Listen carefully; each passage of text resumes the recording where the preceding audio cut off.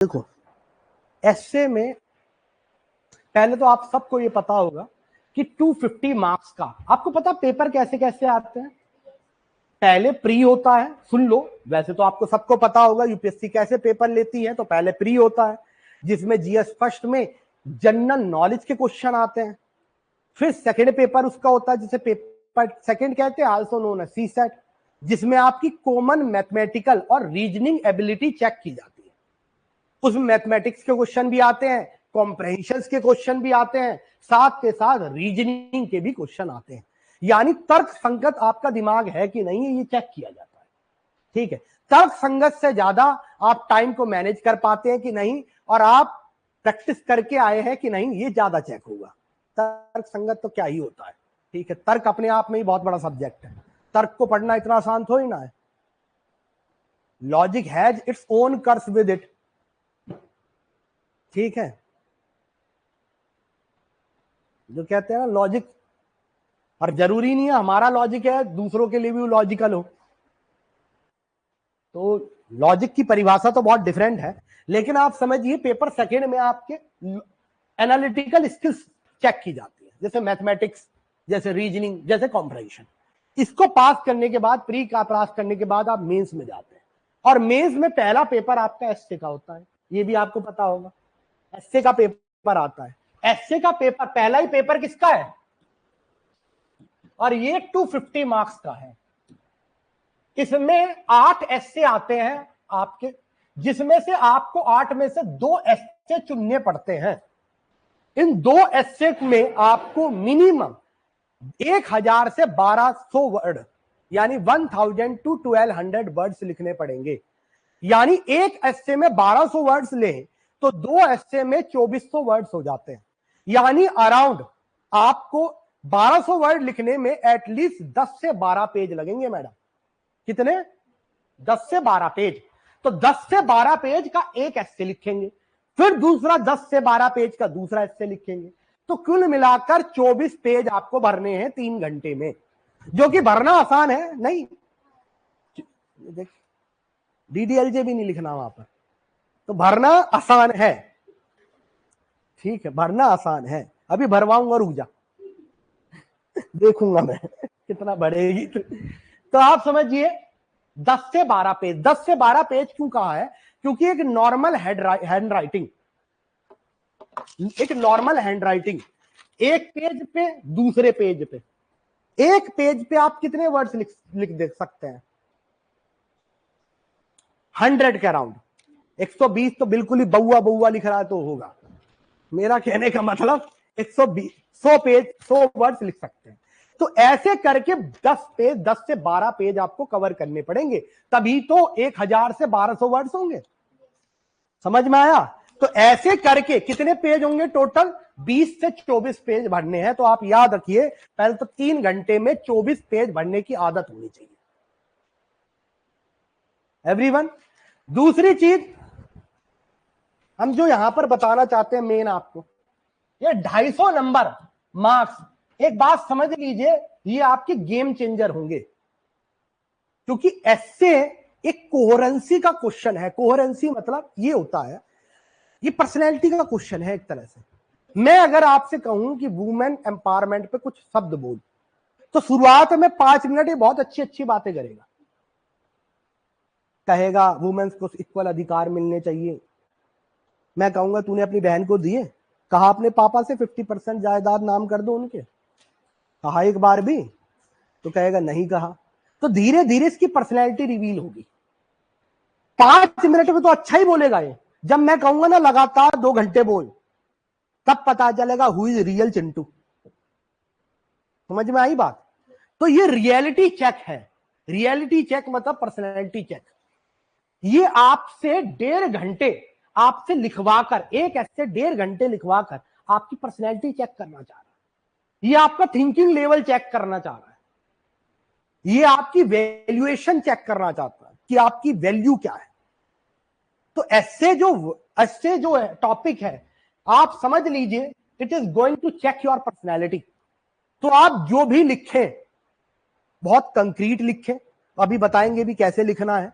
दूसरी चीज, ये कंसेंसस में लेके चले ये कंसेंसस में लेके चले कि यहां पढ़ने वाला जो प्रोफेसर है वो आपसे एस्से में वैल्यू चाहता है। देखो टाइप ऑफ राइटिंग होती है, बचपन से सुना होगा, जब भी आप कोई राइटिंग लिखें तो उसमें ग्रामेटिकल मिस्टेक ना करें। फिर आपने कहा है कि आपकी राइटिंग परसुएसिव हो, ठीक है। फिर आपने सुना होगा आपकी राइटिंग कोहेरेंट हो, यानी एक वर्ड दूसरे पैराग्राफ से, एक लाइन दूसरे लाइन से मैच करे, कोहेरेंट हो। ये सब सुना होगा, सब फालतू की बकवास है, सब फालतू की बकवास है। ये चलता है सीबीएसई में, एनसीईआरटी लेवल पे। और एनसीईआरटी लेवल पे क्यों चलता है? क्योंकि टीचर को आपकी वैल्यू नहीं जाननी है। आप समझो इस बात को, मैं क्या कहना चाह रहा हूं आपको। इमेजिन करो मैं आपसे चाहता हूं और एक क्वेश्चन देता हूं, the golden period lies in the future not in the past. कि आने वाली जिस हम अच्छी सोसाइटी की कल्पना करते हैं वो पीछे कहीं नहीं थी, वो आगे ही आएगी। मैं आपको ये टॉपिक देता हूं, तो आपने अपने दिमाग में एक वर्ल्ड की कल्पना करी, यानी फ्यूचर में दुनिया कैसी हो, पृथ्वी कैसी हो, एक कल्पना करी। कल्पना करके उसे आपने, आपका एक थॉट निकला, थॉट के बाद आपने टेक्स्ट लिखा, ठीक है। अब जो सीबीएसई का कॉपी चेकर है उसे आपकी थॉट, उसे आपकी इससे कुछ लेना देना नहीं है। उसके आपके वर्ल्ड व्यू जो है, आपका वर्ल्ड व्यू, उससे उसका कुछ लेना देना नहीं है। क्यों लेना देना नहीं है? क्योंकि जो सीबीएसई का प्रोफेसर है, he is paid to check your copy. और जब he is paid to check your copy, तो उसका जहां तक पे है वहीं तक वो आपको चेक कर रहा है। यूपीएससी का प्रोफेसर आपकी पर्सनैलिटी चेक करने आया है, समझ रहे हैं? वो आपका टेक्स्ट चेक नहीं करने आया है। अगेन मैं आपको बता रहा हूं, वो आपकी पर्सनैलिटी चेक करने आया है। पे तो उसको हो रहा है यूनिवर्सिटी में, ठीक है। तो he is going to check your world view, खाली टेक्स्ट चेक नहीं करने आया है। तो understand the difference between the two. तो ग्रामर, परसुएशन, कोहेरेंस से ज्यादा इंपॉर्टेंट है आपका valuation, what you are thinking about the topic, and the thinking must be generalize. ऐसा नहीं है कि हमारी सोच ही अच्छी हो, और वो सोच कैसे पता चलेगी कि एक जनरलाइज थॉट है? जब आप डिस्कशन करते हैं, जब आपको पता चलता है कि दूसरे के थॉट क्या है इस पे, तो एक जनरलाइज व्यू बनता है। अपना व्यू नहीं देना, nobody is interested in your view. दुनिया तू कैसे देखता है, इससे कोई इंटरेस्टेड ही नहीं है। जनरलाइज परसेप्शन, जनरलाइज व्यू क्या है ना? तो कहते हैं ना सबका साथ सबका विकास, वो जनरलाइज व्यू चाहिए, बेशक हो या ना हो। The view must be generalized. Further it should have some valuation. Valuation होगी तभी अच्छे मार्क्स मिलेंगे। आप लकीर की फकीरी की तरह लिखेंगे, कोई मार्क्स नहीं देगा। चलिए, तो मैंने कहा ग्रामर, परसुएशन और कोहेरेंस से ज्यादा क्या है? वैल्यूएशन। अब फर्दर कुछ प्रॉब्लम है आपके लिखने में। कभी कभी आपने नोटिस करा होगा, दो तरह का लिखना होता है, एक जर्नलिस्ट वे, एक नॉन जर्नलिस्ट वे। दो तरीका लिखना हो सकता है, एक जर्नलिस्ट व्यू हो सकता है, एक non journalist way of writing हो सकता है। जर्नलिस्ट वे ऑफ राइटिंग क्या है? देखो, जब न्यूज़पेपर लिखा जाता है तो न्यूज़पेपर की न्यूज लिखी जाती है। लिखने के बाद आदमी सोचता है, क्या करता है? लिखने के बाद कुछ गलती हो तो हटा देता है। ये है जर्नलिस्ट वे ऑफ राइटिंग। लेकिन आपको लिखना leader way of writing. Leaders पहले सोचते हैं फिर लिखते हैं। और ऐसा भी नहीं करना, देखिए, सोचना और राइटिंग दोनों साथ के साथ कंपैरेटिवली को एग्जिस्टेंस है दोनों का, यानी साथ साथ चलती है। सोचते चलना है और पेन डाउन करना है, यानी आपकी दिमाग, थॉट और आपकी राइटिंग कोहेरेंट में होनी चाहिए। नहीं समझ में आया? ऐसा नहीं जैसे मैं बहुत सारे लोगों को देखता हूं और देखो एक जनरल परसेप्शन है, और जनरल परसेप्शन पे हम नहीं जाएंगे कि because we are here to train you as a leader, not as a moron. पहली बात तो ये है, तो हम जनरल परसेप्शन पे नहीं जाएंगे। आप बहुत सारी कोचिंग इंस्टीट्यूट की एसए की वो देखेंगे तो आपको समझ में आएगा, वो कहेगा पहले एक काम कर, कोने में बना ले कि क्या क्या लिखना है, दिमाग की इंटरमिंगलिंग कर ले, उसके बाद लिखना चालू कर। फालतू की बकवास है, इतना टाइम ऊपर वाले ने आपको दिया ही नहीं कि आप पहले है ना एक यहां पर एल्गोरिदम बनाओ उसके बाद लिखो। मैं आपको कह रहा हूं ये पर्सनैलिटी का टेस्ट है, ये है ही नहीं आपकी कोहेरेंसी का test. It is not the test of your coherency, it is the test of valuation. what valuation, what thinking and thought you have about the particular topic। नहीं समझ में आया एवरीवन? तो हमारी जो राइटिंग है वो हमारे थॉट से मैच करना चाहिए, यानी हम सोचते हैं, सोचते चल रहे हैं, लिखते चल रहे हैं। तो writing is just a continuation of thought. Writing क्यों कर रहे हैं? Because we must have continuation of thought. Again I am again repeating you, writing is just a continuation of thought. Don't thought about the writing, thought then write. तो बात यह है कि हमने सोचा और उस सोचने को कंटिन्यू रखने के लिए राइटिंग करी है। हम राइटिंग के लिए नहीं सोच रहे हैं, अदर वे राउंड ना ले जाएं इसे, ठीक है? क्या करना है, हमने सोचा लिख रहे हैं, सोचा लिख रहे हैं, अपने आप ही कोहेरेंसी हमारा दिमाग बनाता है। ठीक, कितनी बार आपने देखा होगा कि आप लिखना कुछ और चाहते हैं, लिख कुछ और देते हैं। जैसे आप अपने आंसर पढ़ेंगे तो आप कहेंगे यार सोचा था कुछ और था, लिख कुछ और दिया। होता है ना बहुत बार, ऐसा नहीं लिखना चाह रहा था मैं, ये हुआ क्यों? देखो सोचा होगा आपने कि ये लिख देता हूं, और लिखा तो है नहीं, वो लिखा तो बिल्कुल अलग ही है। आप कहोगे यार ये कैसे हो गया? सुनो, ये तब होता है जब लिखते समय हम या तो डिस्ट्रैक्ट हुए हैं या हमारा लिखते समय लो कॉन्फिडेंस आ गया है। लो कॉन्फिडेंस, मैं आपको अगेन बताऊं, low confidence in writing, writing कोई बड़ी चीज नहीं है। A leader is born to write, तो उसमें कोई बड़ी चीज नहीं है, आपके एक्सप्रेशंस है, आपकी थॉट्स है। तो जब आपकी कोहेरेंसी नहीं मिल रही, लिखने और सोचने में कोहेरेंसी ना मिले, तो आप उस समय लो कॉन्फिडेंस का शिकार होते हैं, बस और कुछ नहीं है। लो कॉन्फिडेंस कैसे? मेरे से हो पाएगा कि नहीं, ये आंसर तो बहुत डिफिकल्ट है, ये ऐसे मेरे से नहीं होगा, दिस इज द प्रॉब्लम। इसलिए वो सिंक बदल जाता है, इसलिए लिखना कुछ और चाहते हैं, लिख कुछ और देते हैं। Your perfect pin drop attention नहीं है आपकी राइटिंग पे, pin point attention is required. तभी आपकी राइटिंग, थॉट और राइटिंग में एग्जैक्ट कोहेरेंस बनेगा। अनदर थिंग अबाउट रेसे writing is all about practice, practice and practice. जितनी अच्छी आप प्रैक्टिस करेंगे, वीकली जो 2025 पेपर दे रहे हैं उन्हें वीकली अब एक एस्से लिखना बहुत जरूरी है, और जो 2024 पेपर दे रहे हैं उनके लिए वीकली 2 से 3 एस्से लिखना जरूरी है। एस्से में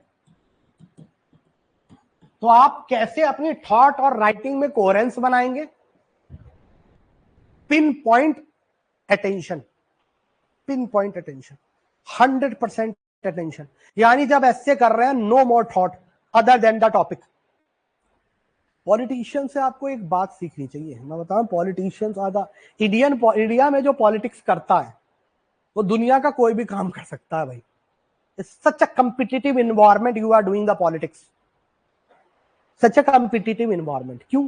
क्योंकि जब आप पॉलिटिक्स करते हैं तो हार्ड कोर बन जाते हैं। हार्ड कोर मतलब you don't feel anything, be it warm और कोल्ड, है ना, गर्मी में बैठा तो कोई फर्क नहीं पड़ता, इतना स्ट्रांग दिमाग होना चाहिए। और मैं आपको एक चीज और बता दूं, मेंस का पेपर जो होगा, खैर अब तो सितंबर अक्टूबर में होगा, सितंबर में, लेकिन पेपर आपको पता होगा गर्मी होती है भाई, पंखा यूं चलेगा। एस्से की बात कर रहे थे, इधर आ जाइए। तो एस्से में coherency of thought is very important with the writing, ये आप समझिए। चलिए, तो एस्से इंट्रोडक्शन लिख लीजिए सबसे पहले। तो आपको पता होगा एस्से जो है, राइटिंग जो है, सबसे बड़ी बात है यूपीएससी ने, आप समझिए इस बात को, कितना इंपॉर्टेंट सब्जेक्ट है ये। 250 नंबर, 250 मार्क्स। जीएस1 में कौन कौन से सब्जेक्ट होते हैं बेटा? ज्योग्राफी होता है, हिस्ट्री होता है, सोसाइटी होता है, वर्ल्ड हिस्ट्री होता है ना। 4 सब्जेक्ट पढ़ रहे हैं आप, तो 4 के सब सब्जेक्ट बताने लगूं तो आपके होश उड़ जाए, है ना। हिस्ट्री में भी एंशिएंट मेडिवल के आर्ट एंड कल्चर आता है, मॉडर्न अलग से आती है, पोस्ट इंडिपेंडेंस आता है, समझ में आया आपको? तो कितने सब्जेक्ट पढ़ रहे हैं? जीएस सेकंड में polity, governance, international relation, welfare और ये सब तो आता ही है, स्कीम तो पूछ ली जाती है। कोई वैसे वाटर टाइट कंपार्टमेंटलाइजेशन नहीं है कि जीएस सेकंड का जीएस 1 में नहीं पूछा जाएगा, वो इसलिए जनरल स्टडीज 1-2 कैरी है, वो नहीं सब्जेक्ट बता रही आपको। जीएस थर्ड में इकोनॉमिक्स, साइंस एंड टेक्नोलॉजी, ठीक है। जीएस फोर्थ में पूरा एथिक्स का है, जिसमें आपको साइकोलॉजी भी पढ़नी है, फिलोसफी पढ़नी है, सोशियोलॉजी भी पढ़नी है। यहां पर बस एक एस्से है, और हिस्से में 250 नंबर, 250 मार्क्स, कम नहीं होते हैं, कम नहीं होते हैं। और कोशिश हमें करनी है कि 250 मार्क्स में से देखो 160, 150 से 160 अच्छे मार्क्स बताए जाते हैं, यानी टॉपर इस मार्क्स में बन जाते हो। तो हमें कोशिश करनी है इसके 160 से 150 जाए, 2 एस्से लिखकर। और ये तभी हो सकता है जब आप प्रैक्टिस करें। इसकी कोई रूल्स नहीं है, एस्से को कोई रूल्स नहीं हो सकते। जैसे हम मेंस में रूल्स देख रहे हैं, वैसे एस्से के कोई रूल्स नहीं हो सकते बेटा। क्यों नहीं हो सकते? क्योंकि यहाँ पे 1200 वर्ड्स लिखने हैं, इसके रूल्स नहीं है। हाँ, मैं एक तरीका बता सकता हूं कि इस तरीके से आप लिख सकते हैं, लेकिन वही तरीका ठीक है ये भी कोई गारंटी नहीं है। तरीका ठीक का मतलब मैं बस एक एवरेज तरीका बता रहा हूं, एक्स्ट्रा ऑर्डिनरी तो आप ही होंगे। तो इंट्रोडक्शन ऐसे देखें, introduction gives the reader an idea whatever they about to learn. फालतू की बकवास। It creates the first impression in the mind of examination. ये आपको समझना चाहिए कि सबसे इंपॉर्टेंट ये है कि आप किस तरीके से, टोन क्या है। टोन डिफरेंट हो सकती है। टोन हो सकती है सार्कास्टिक टोन हो सकती है, टोन पॉजिटिव हो सकती है, टोन निगेटिव हो सकती है। टोन का मतलब आपका way of writing, way of सोचना। जैसे उसने कहा AI, artificial intelligence, can be a boom to the society और कैन बी अ बेन, यानी ये एक तरह का वरदान भी है, अभिशाप भी हो सकता है। अब खाली आप अभिशाप के ऊपर लिख रहे हैं कि कैसे बेन है, आर्टिफिशियल इंटेलिजेंस से जॉब लॉस होगा, ये होगा, वो होगा, डिसेप्शन है सोसाइटी में, सो एंड सो फोर्थ। एक आप लिख रहे हैं कि ये लिखा साथ के साथ ये लिखा किस तरीके से हम अपने लड़कों को एआई में ट्रेन करके, एआई एमएल में ट्रेन करके आगे अपने आप को एक वर्ल्ड इकोनॉमी में ऐसे डिसरप्शन प्रेजेंट कर सकते हैं, यानी वो टेक्नोलॉजी जो हर इंडियन को पता हो। तो सोचने का तरीका ही तो है एवरीवन। तो पॉजिटिव निगेटिव टोन की बात करेंगे। तो सबसे पहले आपको आ जाइए, सबसे पहले देखिए इंट्रोडक्शन लिखना है, ठीक है।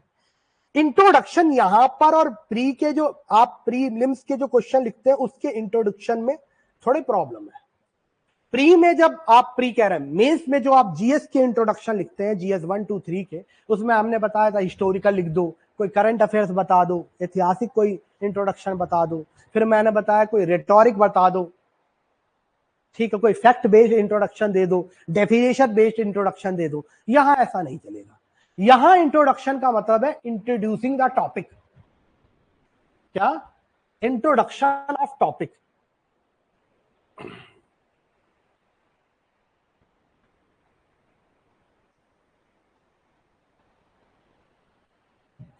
तो इंट्रोडक्शन का मतलब होता है कि give the reader idea of what they are about to learn, यानी हम इस हिस्से में क्या बताने जा रहे हैं।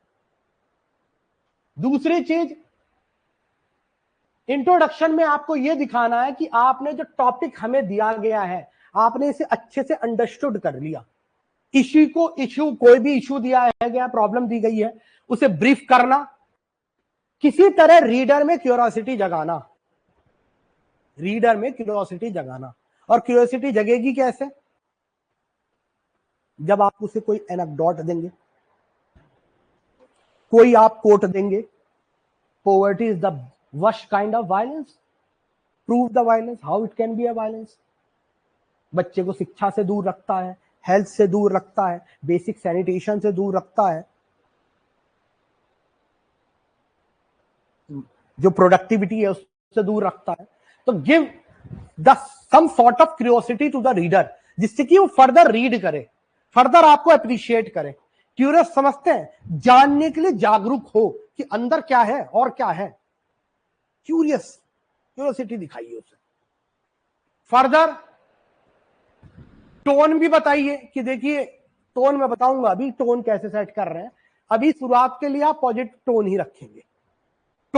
टोन का मतलब आप किसी टॉपिक के बारे में कैसे सोचते हैं, वो टोन भी आपकी इंट्रोडक्शन में दिख जानी चाहिए।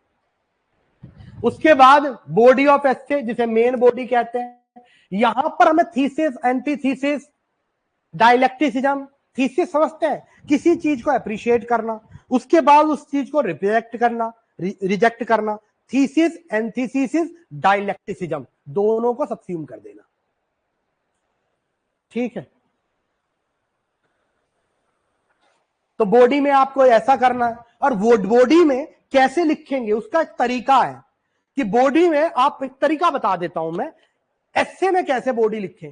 तो historical dimension, ancient, medieval, modern आ जाइए, हिस्टोरिकल डायमेंशन। उसके बाद आ जाइए पॉलिटिकल और लीगल डायमेंशन। ठीक है कि गवर्नमेंट क्या कर रही है, लीगैलिटी में क्या है। सोसाइटल डायमेंशन, यानी सोसाइटी में क्या रुख है, किस तरह से सोसाइटी में प्रताड़ित है या फिर फायदा हुआ है सोसाइटल। फिर इकोनॉमिकल, यानी अर्थव्यवस्था के रूप बेस पे वो कैसे पिछड़ा हुआ है या कैसे आगे है, इकोनॉमिकल के बाद आप आ जाइए इन्वायरमेंटल और इंटरनेशनलाइज, कि इंटरनेशनल क्या कन्वेंशन है, इंटरनेशनल क्या कन्वेंशन और हमारी इंडिया में क्या कन्वेंशन है, इंटरनेशनल डायमेंशन लिखिए। ठीक है, इन्वायरमेंटल डायमेंशन लिखिए। और दूसरी चीज ऐसे में मैं अभी आपको बताऊंगा, इन्वायरमेंट पहले ये लिखवा दूं, इन्वायरमेंटल। नेक्स्ट एथिकल डायमेंशन, क्या एथिक्स और मोरालिटी कहती है। तो इस डायमेंशन में हम बॉडी लिख सकते हैं। कंक्लूजन जो होगा, कंक्लूजन जो लास्ट कंक्लूजन होगा, वो कंक्लूजन कोई सॉल्यूशन आपका बताए, यानी कोई प्रॉब्लम है तो उसका सॉल्यूशन बताए। हमेशा conclusion should be a problem solver, कि ऐसा ना ऐसा होना चाहिए, तो प्रॉब्लम बताइए। और यहां पर आप ऐसे सोचें कि as if you are a civil servant, be optimistic, progressive and creative. Positive tone रखिए कंक्लूजन की। प्रोग्रेसिव, जो माइंडसेट आपका डेवलपिंग हो। क्रिएटिव यानी न्यू, कुछ चीजें स्टार्ट करनी है। जैसे इंडियन एक्सप्रेस में एक काम करिए, कुछ चीजें आप लिखिए एस्से में, आपको पढ़ने के लिए मेन बॉडी में कंटेंट कहां से लेके आएंगे। सबसे पहले लिखिए मेन बॉडी कंटेंट के लिए आप केस स्टडी पढ़िए, इंडियन एक्सप्रेस में आती है। केस स्टडी में डिफरेंट आईएएस ऑफिसर्स ने डिफरेंट डिस्ट्रिक्ट्स में अच्छा काम किया है। ठीक है, जैसे मैंने आपको बताया था किस तरह से वेस्ट बंगाल में डिस्ट्रिक्ट फॉरेस्ट ऑफिसर ने सुंदरबन का हनी पूरे वर्ल्ड में फेमस कर दिया। तो ऐसे आप केस स्टडी लिख देंगे ना, case study, civil service case study Indian Express, तो बहुत सारी आपको एनेक्डोट्स मिल जाएंगे। उस एनेक्डोट्स का यूज करिए। एनेक्डोट्स का मतलब कहानियां, फायदा देगा। कोर्ट की मैंने आपको बुक दे रखी है, उस कोर्ट्स को पढ़िए और डिफरेंट टॉपिक में उन कोर्ट्स को लगाने की कोशिश करिए। तो कंक्लूजन आपका एक पॉजिटिविस्टिक होना चाहिए। शुरुआत में हमने ये बाकी क्या अवॉइड करना है, क्या करना है, क्या कौन से प्रिंसिपल करने हैं, किस तरीके से सॉल्यूशन क्रिएट करना है, ये देखेंगे हम बाद में। क्योंकि बाद में इसलिए देखेंगे कि पहले हम एक बेसिक एस्से लिखेंगे पहले, सबसे पहले। तो राइट एन एसे, क्वेश्चन लिखिए आप, cleanliness is next to godliness. Cleanliness जो है, क्लीनिनेस यानी सफाई जो है, is next to godliness. Cleanliness is next to godliness. इसमें 1000 वर्ड्स लिखिए आप, कोशिश करिए। आप एक काम करिए, पहले इंट्रोडक्शन लिखिए, फिर हम सिखाएंगे इंट्रोडक्शन कैसे लिखना है। तो 1.5 पेज का इंट्रोडक्शन लिखिए। देखिए सोचना क्या है, आप अगर कहेंगे तो दूसरा भी टॉपिक दे देंगे, अगर आपको ये नहीं लिखना। 8 टॉपिक आते हैं, टॉपिक का चुनाव भी बहुत इंपॉर्टेंट है। हमें ऐसा कोई टॉपिक नहीं देना जिसे देखते ही हमारे दिमाग में थॉट ना आए, ऐसा वो टॉपिक करना ही नहीं है। यानी इंस्टेंटेनियसली अगर थॉट नहीं आया तो बाद में भी थॉट नहीं आएगा और हम खाली छोड़ के आएंगे, फालतू की बकवास लिख के आएंगे। तो इंस्टेंटेनियसली कोई भी टॉपिक देख के हमारे पास थॉट आने चाहिए, थॉट प्रोसेस जागृत होना चाहिए। फर्दर थॉट प्रोसेस को हम पहले इंट्रोड्यूस करें कि ऐसा ऐसा होता था, अब इंडिया में ऐसा ऐसा हो रहा है, और कैसे the cleanliness is next to godliness. Introduction में हमें ये बताना है। मेन बॉडी में हम बताएंगे किस तरह की से क्लीनिनेस से डिफरेंट इनिशिएटिव लेकर इंडिया में कितनी बीमारियां कम हुई है, सोसाइटल चेंज हुआ है, ठीक है, सोसाइटल चेंज हुआ है। फिर आप इसमें स्वच्छ भारत अभियान की भी बात कर सकते हैं, सो एंड सो फोर्थ। तो पहले आप लिखिए इंट्रोडक्शन इसका जल्दी से, फिर इंट्रोडक्शन बताएंगे कैसा होना चाहिए। एआई से बेहतरीन सोचना है हमें, ठीक है। लिखिए, cleanliness is next to godliness. Hindi जिन्हें क्यों हिंदी आती है वो हिंदी में लिखें, कोई दिक्कत नहीं है, हिंदी इंग्लिश कोई बड़ी बात नहीं है। कुछ हिंदी भी आपको सीखनी पड़ेगी, कुछ इंग्लिश भी। तो स्वच्छता, हिंदी में अगर कहें स्वच्छता भक्ति से भी बढ़कर है। भक्ति से भी बढ़कर क्या है? स्वच्छता। भगवान की भक्ति में इतना साल्वेशन नहीं मिलेगा जितना क्लीनिनेस में मिलेगा। इसलिए कहते हैं निगेटिव, अगर घर में बहुत तितर बितर है और सफाई नहीं हुई है तो निगेटिविटी है। Cleanliness is not to next to godness. लिखो इस बात पे, क्वेश्चन लिखो। तो सबसे पहले इंट्रोडक्शन लिखना है। अभी जब हम पहली बार लिख रहे हैं तो आप एक चीज बता दूं, जब भी हम पहली बार लिखते हैं तो सबसे पहला टसल है लिखना। सबसे पहला टसल है लिखना। जिसने लिख लिया तो पहले जो माइंड का बैरियर है सबसे पहले वही खत्म कर दिया। फर्स्ट कहते हैं दुनिया में एक कहते हैं, देखिए मैं आपको कुछ चीजें बता दूं, छेड़ दिया तो अब बताऊंगा, दूर तक बात जाएगी, यूएसए तक। एक चाइनीज बैम्बू होता है, उसके जब बीज लगाए जाते हैं तो 5 साल तक वो ग्रो नहीं करता है। उसे पानी दे दे के उसका मालिक थक जाता है, ग्रो नहीं करता है, करता ही नहीं है ग्रो। और 5 साल में एक छोटी सी फूफली बाहर निकलती है, और जब वो बढ़ता है तो 80 फीट तक टॉल हो जाता, 80 फीट तक। अब समझिए, राहुल द्रविड़ ने बहुत अच्छी बात कही चाइनीज बैम्बू, कि हमारी जिंदगी भी चाइनीज बैम्बू की तरह है। हम छोटे छोटे, अगर उसे 80 फीट जाना है तो 80 फीट जाने के लिए उसे 5 साल लगते हैं अपनी जड़ें नीचे फैलाने में। हमें भी अपनी लाइफ में एक्सेल करना है तो उसमें टाइम लगता है। छोटी छोटी इंप्रूवमेंट, छोटी छोटी गहराइयां हम जिंदगी में उतारते रहते हैं, तब जाके इंप्रूवमेंट होता है। एक साथ तो सारे चेंज कुछ नहीं होंगे। अगर आप ये सोचो एक दिन में मुझे एनलाइटनमेंट मिल गया तो फिर तो आप गौतम बुद्ध ही हो। गौतम बुद्ध तो नहीं हो ना, इतना फैकल्टी नहीं दी ऊपर वाले ने। उसके लिए तो दुनिया छोड़नी पड़ती है, तब जाके गौतम बुद्ध बनते हैं। तो गौतम बुद्ध तो हो नहीं, एकदम से साल्वेशन किसी को नहीं मिलेगा। गौतम बुद्ध को भी 6 साल लगे थे साल्वेशन में। तो मैं आपको बताऊं, छोटे छोटे चेंजेस करोगे, वही छोटे छोटे चेंजेस आगे एक्सेल करती है लाइफ में। और वो छोटा चेंजेस है, पहला चेंज लिखना, the most important change.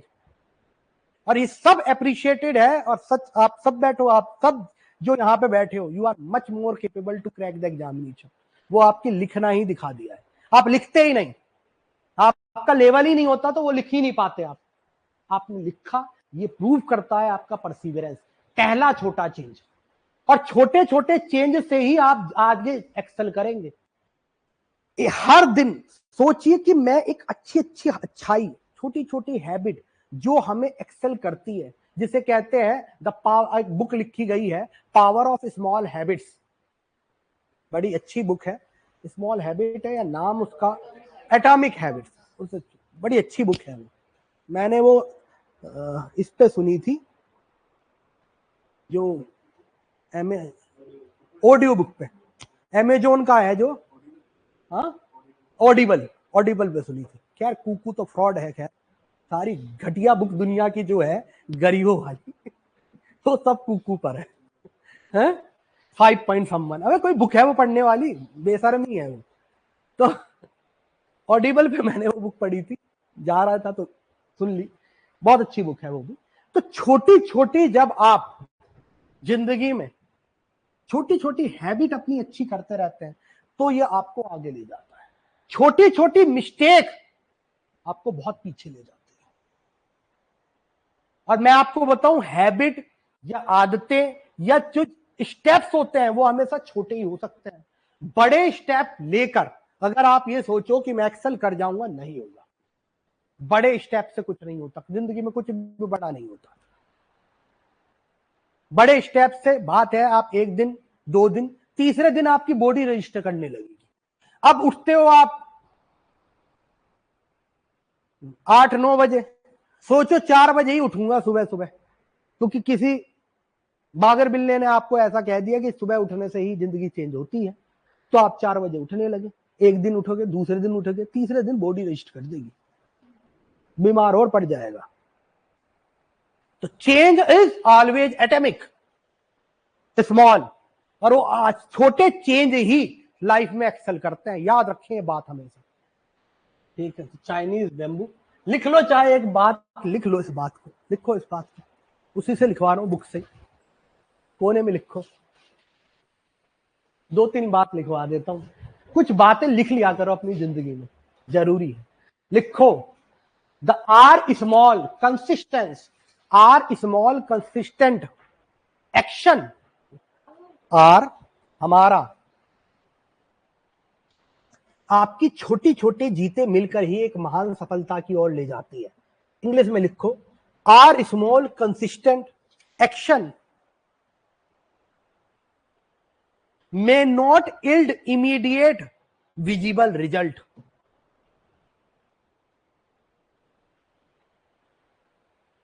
may not yield visible result। ठीक है, आपने छोटी छोटी चेंजेस करी, आपको तुरंत कोई रिजल्ट नहीं मिलेगा। मैं आपको बताऊं, आप सोचोगे पहले दिन आप ऐसे लिखना सीख जाओ, आप सोचोगे पहले दिन ही पढ़ के यूपीएससी निकाल लो, आप ये सोचोगे पहला क्वेश्चन लिखा है अब मेरा यूपीएससी निकल जाएगा, या फिर जिंदगी में कोई भी काम हो जाएगा, कभी ऐसा नहीं होगा। But trust in the process, this is very important. अपनी बातों पे अडिग रहना दुनिया में सबसे कठिन काम है। नहीं, अपनी बातों पे अडिग रहना, हमने जो सोचा है वही करना दुनिया का सबसे कठिन काम है, दुनिया का। और जो इस प्रोसेस में छोटी छोटी चेंजेस करके उस प्रोसेस में ट्रस्ट रखते हैं, they are staying calm in the process. मैंने लोगों को बहुत आगे जाते देखा है। तो लिखो इस आगे एक लाइन, स्टे काल्म, गंभीर रहें, stay calm, trust in the process, trust in the process. And unseen progress, unseen progress prepares you for the rapid rise, rapid rise। जो छोटी छोटी चेंजेस होंगे आपकी जिंदगी में, और उनसे आप जब धीरे धीरे, क्या होता है पहले धीरे धीरे, बच्चा पहले शुरुआत में क्रैडल करना सीखता है, क्रैडल करना सीखता है, धीरे धीरे फिर भागने लगता है, मतलब खड़ा होता है। और जब देखा होगा खड़ा होता है तो पहले उसके पैर जमीन पे सही से टुकते नहीं है, बार बार गिरता रहेगा। लेकिन एक बार उसने खड़ा होना सीख लिया, पूरे घर में पागलों की तरह भागता ही रहेगा बिना बात के। कांट इमेजिन कि कौन सा जो भागता रहेगा ये, खाली भागता रहेगा और आप कहोगे भाई कहां से इतनी एनर्जी आई है, खाना पीता तो खाता नहीं है। स्मॉल चेंजेस, लाइफ भी ऐसी है, छोटी छोटी चेंजेस ही हमारी पर्सनैलिटी में, और वो अनसीन से चेंजेस होते हैं, बहुत छोटे छोटे स्टेप्स।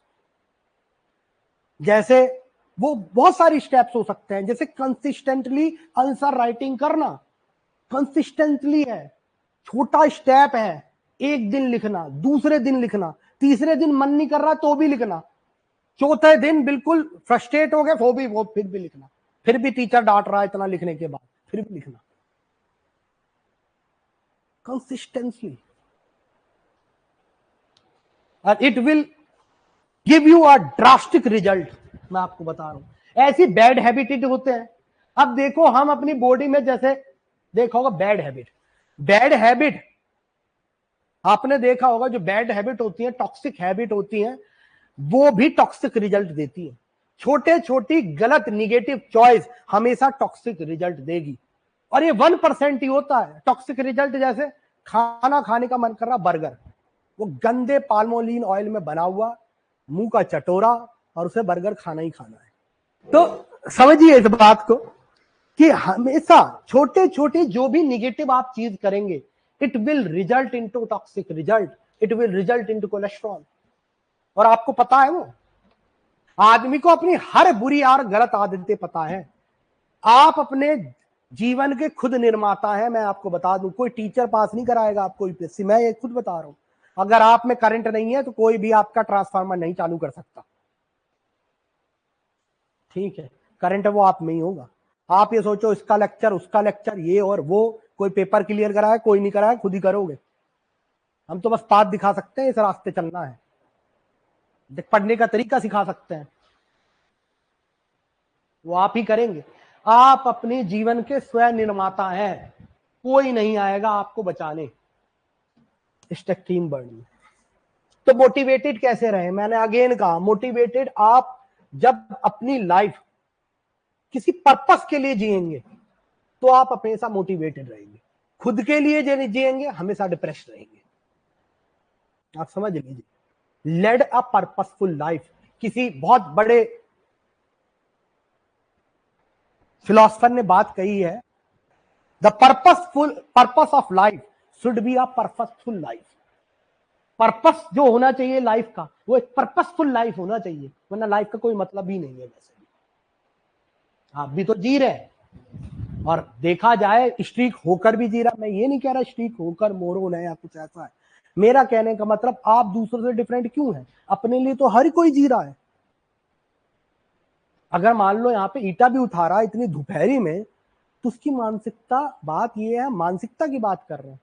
अच्छा भी मानसिकता हो सकती है, मेहनत कर रहा है, बुरी मानसिकता भी हो सकती है कि ईटा उठा के रात को 4 बोतल वोड का काम मेरा रोज का।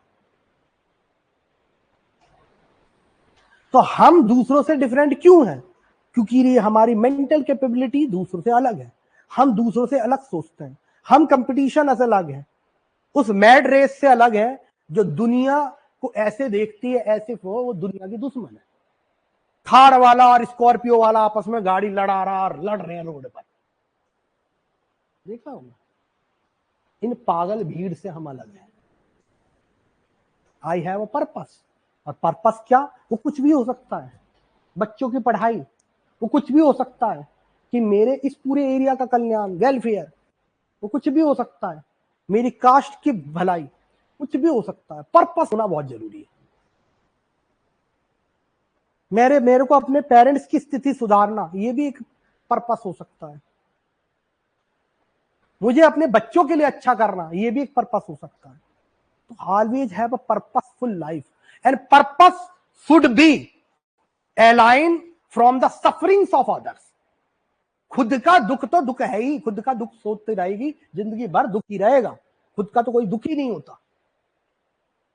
Appreciate the sorrow and sufferings of others, जीने का यही तरीका है। वरना खुद के दुख में रहेगा तो मोरोन की तरह हमेशा वही रहेगा कि खुद का ही दुख है। भाई दुखी तो दुख है, दुख में कोई वो थोड़ी ना है। Understand the sufferings of others as well. लोग तो मैंने देखा जानवरों के लिए इतनी मेहनत करते हैं। एक हमारा मित्र है आजकल, उसने दूसरा काम कर रहा है, वो तो उसमें लगा हुआ है। तो वो क्या करता है, उत्तराखंड में उसने एक जगह ली है, उसमें जो जानवर होते हैं, स्टे एनिमल्स होते हैं, जिन्हें मारते हैं पीटते हैं, उसके लिए उस अस्पताल खोल रखा है। तो लोग तो उनके लिए भी काम करते हैं। और सोशल रिकॉग्निशन ऐसी लोगों को मिलती है जो समाज को कुछ दे के जा रहे हैं। अपने लिए जिंदगी हर जानवर जीता है, हम जानवर नहीं है। मैं ये जानवर को डिमीन नहीं कर रहा हूं, लेकिन हमें ऊपर वाले ने उस एनिमल से अलग बनाया है। हम सोचते और विचारते हैं।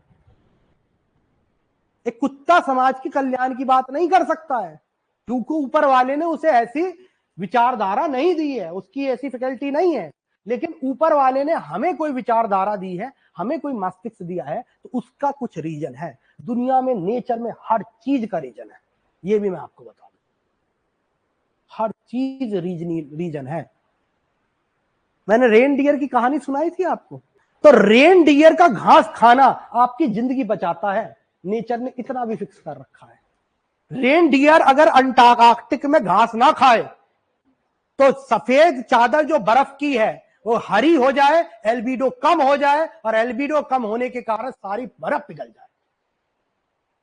तो आर्कटिक पे रेन डियर अगर घास खा रहा है तो उसकी भी नेचर ने एक प्रोग्रामिंग कर रखी है। और रेन डियर घास खा के मोटा होके, तगड़ा होके, सुस्त ना हो जाए, तो उसके प्रेडेटर बनाए हैं वहां पर। तो हर चीज की प्रोग्रामिंग है। तो understand that programming, understand that vibes, you are special. ये तो बात है। बात ये है, कुछ लोग उस एनलाइटेंड, उस जागृति को महसूस कर सकते हैं, कुछ लोग उस समय तक नहीं कर पाते। बस इतना डिफरेंस है।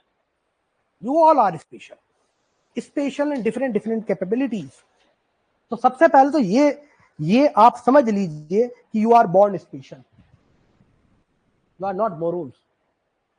और वो हो सकता है कि भाई अभी तक तो निखट्टू, निकाम, बर्बाद, बाप के पैसों पे पलने वाला, आवारा, आशिक, गुलाम, ऐसे ऐसे शब्द सुनने को मिलते हो सकता है, हो सकता है। लेकिन वो दूसरों की बातें आपको प्रभावित ना करें। वो लोग जो आपका, सिंपल सी बात है, रजिस्टर है, आपका कोई भला नहीं चाह रहे हैं, जो इस तरीके की बातें कर रहे हैं, उससे आप वो आपको प्रभावित नहीं करनी चाहिए। आप क्या है खुद को पता हो। कहते हैं ना, अपने आप को खुद से ज्यादा कोई नहीं जानता है। You know better your self. तो अपने आप को खुद से ज्यादा कोई नहीं जानता है। दूसरी चीज लिखिए, आगे आइए। अरिस्टोटल ने एक बात कही थी कि excellence is nothing but what we repeatedly do. यानी हम बार बार जो काम करते हैं वो हमारा एक्सीलेंस है। एक दिन किसी को दिखाने के लिए गाय की रोटी खिला देना, या अपने मोहल्ले में सफाई कर देना क्योंकि आपके पास कैमरा है, ये आपका एक्सीलेंस नहीं है, ये फ्रॉड है दुनिया का सबसे बड़ा। What we are, what are personality is what we repeatedly do. हम हर बार जिस काम को करते हैं, हर तरीके से, हर सिचुएशन में कैसे बिहेव करते हैं, वो हमारी पर्सनैलिटी दिखाता है। हम रिक्शे वाले से कैसे बात कर रहे हैं और बीएमडब्ल्यू वाले से क्या बात करते हैं, ये हमारा लेवल बताता है। या तो आप सबसे सज्जनता से बात करें, रूखे से बात करेगा पिटेगा नहीं, तो आपके लिए वो रेस्पेक्ट रिक्शा पुलर के लिए भी उतनी होनी चाहिए, बीएमडब्ल्यू वाले के लिए भी उतनी होनी चाहिए। This is most important. Excellence is what we repeatedly do. हो सकता है आज के समय पर आपको ये बातें थोड़े मोरलिस्टिक लगती हो, लेकिन लीडर वही होते हैं जो मोरलिस्टिक दूसरों से अलग होते हैं। बाकी तो मोरल्स है, उन्हें थोड़ी ना फॉलो किया जाता है। गांधी जी की आज भी बात कर रहे हैं हम 2024 में, कुछ तो डिफरेंट है उस आदमी में दूसरों से। तो आप ये क्यों नहीं सोच रहे that man is morally very very much uplifted, कितने हाई परिवार होने के बाद भी आधा नंगा घूम रहा है। आपको ये बात नहीं समझ में आ रही? तो आप ये कह सकते हैं कि भाई आप तो एक आइडियलिज्म की बात कर रहे हैं सर, प्रैक्टिकल और प्रैग्मेटिक ऐसा थोड़ी ना होता है। लेकिन हम जो देखते हैं कि आप अगर उस मोरली करेक्ट है, आप रिपीटेडली वो करते हैं जो आप हैं, जो आपकी पर्सनैलिटी एक्सीलेंट है, the excellence is nothing but what we repeatedly do. दिखाने के लिए खाना नहीं देते हैं लोगों को, दिखाने के लिए खाना नहीं देते हैं, आप ऐसे हैं इसलिए दिखला देते हैं, वो आपकी पर्सनैलिटी बनाता है। और ये मत सोचिए कि आइडियलिज्म में आइडियल लीडर्स आइडियल्स ही होते हैं समाज के लिए, they are ideals.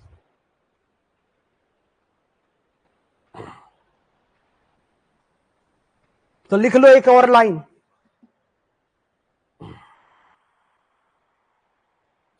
Good habit make your time an ally. Good habit make your time ally, यानी समय आपका दोस्त हो जाएगा। Bad habits make your time your enemy. Next लिखो, excellence is what we repeatedly do. Excellence is what we repeatedly do.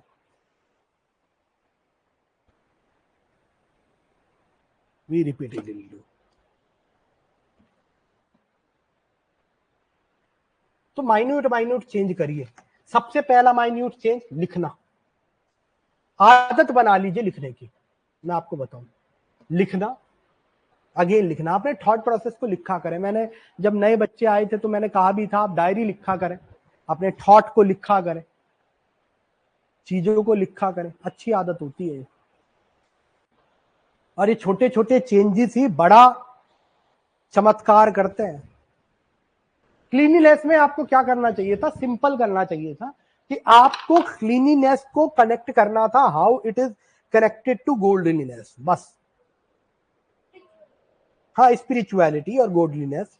तो आप बताते कैसे क्लीनिनेस जो डिफरेंट बाइबल में दे रखा है, भगवत गीता में दे रखा है, इस्लाम में दे रखा है, कैसे cleanliness is a part towards the salvation, किस तरह से ये सोसाइटल गुड प्रोवाइड करता है हमें, किस तरह से सोसाइटी चेंज हुई है। उसके बाद स्वच्छ भारत मिशन की बात कर सकते थे। तो शुरुआत में इस तरीके से लिखते हैं आप लोग है ना, बहुत डायमेंशन, जैसे इस बच्चे ने तो बहुत डायमेंशन कवर करी है। इंट्रोड्यूस करना था, मेन बॉडी नहीं लिखनी थी, आप मेन बॉडी की तरह लिख दे रहे हो उसे। बायो एक्यूमुलेशन, बायो एसिमुलेशन, पता चला प्यूरिटी, वो क्या डाला था, ड्रेनेज, और पता नहीं क्या क्या लिखा है आपने, बहुत सारे टॉपिक लिख दिए। ठीक है, ये ऐसे लिख देते थे क्लीननेस, एक जैसे सुगम होता, सुगम का मतलब क्लीनिनेस होता है। तो cleanliness is drive from the Sanskrit word सुगम, पहले ये लिख देते। फिर क्लीनिनेस को प्रभावित डिफाइन करके उसके बाद उसे डिफरेंट रिलीजन में उसकी बात बता दे। जैसे इस्लाम में विजू होता है, हर टेंपल के आगे हमारे पॉन्ड है। ठीक है, जैसे क्रिश्चियनिटी में आपने देखा होगा, ये क्रिश्चियनिटी में क्या कहते हैं उसे, नहाने को, रिचुअल बात जो होता है, होली वाटर। ठीक है, जैसे मेंस्ट्रुएशन साइकिल से लेकर जितनी भी साइकिल्स होती हैं, इवन जैसे जितनी भी साइकिल होती है क्रिश्चियनिटी में एक आ जाता है, जैसे मेंस्ट्रुएशन साइकिल है तो आपका चर्च में जाना अलाउड नहीं है। तो क्लीनिनेस पे ये सब बातें आप बोल सकते थे। ऑर्थोडॉक्स क्रिश्चियनिटी की बातें लिखते, इस्लाम की बातें लिखते, हिंदुइज्म की बातें लिखते। ठीक है, चर्च प्रिस्क्राइब करता है, बाइबल प्रिस्क्राइब करती है हर किसी को हाथ धोना चाहिए आफ्टर लेबोरेटरी, लेटरीन, बाथरूम, और before prayer and after meal, ये सब बातें कर देते हैं। देखो, पहले तो एस्से में पॉइंटर नहीं लिखना है, ये याद रखना। ये मेन बॉडी नहीं, मतलब ये जीएस का क्वेश्चन नहीं है जो आप पॉइंटर्स की फॉर्म में लिखें। Always avoid pointers in essay, don't write in pointers. दूसरी चीज, पैराग्राफ की जहां तक बात कर रहे हैं आप, तो आप ऐसा कर सकते हैं, हेडिंग बनानी तो आपको जरूरत नहीं है, आपको ये बताने की जरूरत नहीं है मैं हिस्टोरिकल लिख रहा हूँ, ये इकोनॉमिकल लिख रहा हूँ, ये लिख रहा हूँ, कुछ नहीं करना। जैसे आप ये क्लीनिनेस पे लिख रहे हैं तो पहले आपने हिस्टोरिकल डायमेंशन मन में करी, और हिस्टोरिकल डायमेंशन लिख लिया, एंशिएंट, मेडिवल, मॉडर्न में क्या क्या क्लीनलीनेस को लेकर हुआ है। उसके बाद लिख दी सोसाइटल वैल्यू, तो सोसाइटल में हेल्थ आएगा, किस तरह से क्लीनलीनेस से हेल्थ इंप्रूव होता है, किस तरह से डिसीज फ्री होती है सोसाइटी, किस तरीके से डिफरेंट और यहां पर आप एनेक्डोट्स दे सकते हैं, किस तरीके से हम झेलम रिवर में जब पूरा कश्मीर का कचरा उसमें जाता है तो झेलम रिवर की गंदगी से वहां पर बहुत सारी डायरिया की बीमारियां होने लगी हैं, तो एनेक्डोट्स दे सकते हैं। किस तरीके से क्लीनिनेस ना हो तो डिसीज बढ़ती है, किस तरह से हेल्थ अच्छी नहीं रहती, तो ये सोसाइटी डायमेंशन दे सकते हैं। फिर यहाँ पर स्वच्छ भारत मिशन लाकर ये भी बता सकते हैं किस तरह से स्वच्छ भारत मिशन से रेप केसेस कम हुए हैं। जैसे इस बच्चे ने लिखा, बहुत wonderfully she has written, but in introduction, आपने इंट्रोडक्शन में ये बात लिखी है कि किस तरह से स्वच्छ भारत मिशन से रेप जो केसेस है कम हुए हैं। सच बात है ये, जो वुमेन्स को एक डिग्निफाइड पोजीशन मिली है समाज में। एंड स्वच्छ Bharat mission is not only a movement, it's a game changer, जो कहते हैं एक तरह से आप इवेंट कह सकते, this is game changer event, this not only a movement in the history, this is a event in the history. Further physical health को इंक्लूड कर सकते हैं, सोसाइटी को इंक्लूड कर सकते हैं, एथिक्स को इंक्लूड कर सकते हैं, किस तरीके से बेसिक फंडा लीगल को इंक्लूड कर सकते हैं, किस तरह से क्लीननेस एक बेसिक फंडामेंटल राइट है under article 21, right to life and personal liberty. तो right to have a clean environment is also our fundamental right, तो लीगैलिटी इंक्लूड कर सकते हैं इसमें, एथिक्स नॉर्म्स इंक्लूड कर सकते हैं कि कैसे एक क्लीनिनेस एक डेवलप, जो एक सोसाइटी जो क्लीनिनेस रखती है उसमें इसमें बहुत सारी हैबिट होती है, उस सोसाइटी की ड्रेसिंग हैबिट, उस सोसाइटी की piousness and God fearing attitude, तो एथिकल वे में लिख सकते हैं आप इसे। तो डिफरेंट डायमेंशंस में आप कवर कर सकते हैं। ड्रेनेज की बात कर सकते हैं इसमें, किस तरह से ओपन ड्रेनेज को खत्म, हमारे इंडस वैली सिविलाइजेशन में भी ओपन ड्रेनेज नहीं क्लोज ड्रेनेज था, उसकी बात कर सकते हैं। देखिए आप सब लोगों ने ठीक ठाक लिखा है, नंबर तो सारे एस्से पे मिलेंगे आपके, जितने भी लिखा है आपने एस्से सबको नंबर मिलेंगे कुछ ना कुछ, लेकिन हमें क्या जाना है, अबव एवरेज। तो अबव एवरेज के लिए आपको कोशिश करनी है, आप ये एस्से एक और एस्से लिखो, उसे भी आपको उसको लिख के लिए आना। लिखो, no organization can survive, no organization can survive in the absence of ethics, no organization can survive in the absence of ethics, no organization यानी कोई भी जगह कोई भी संस्थान विदाउट एथिक्स विदाउट नैतिकता के सर्वाइव नहीं कर सकती। No organization can survive without, वही 1200 पे 1200 वर्ड्स, तो क्या हुआ, बी से ही क्या हुआ, सोचो, लिखो, लिखने का तरीका करो, ठीक है। इन दोनों को लिख के लाओ, अभी कल हम इसे फिर चेक करेंगे, आगे एस्से को फिर प्रोसीड करेंगे कि आगे क्या इंप्रूवमेंट हो, किस तरीके से सोचा जाए। तो पहले तो लिखना सबसे ज्यादा जरूरी है। आज मैंने ये नहीं बताया आपको थीसिस एंटीथीसिस क्या होती है, ये नहीं बताया कि एस्से लिखते कैसे, टोन कैसे सेट करते हैं, ये सब फालतू की बकवास बात के लिए।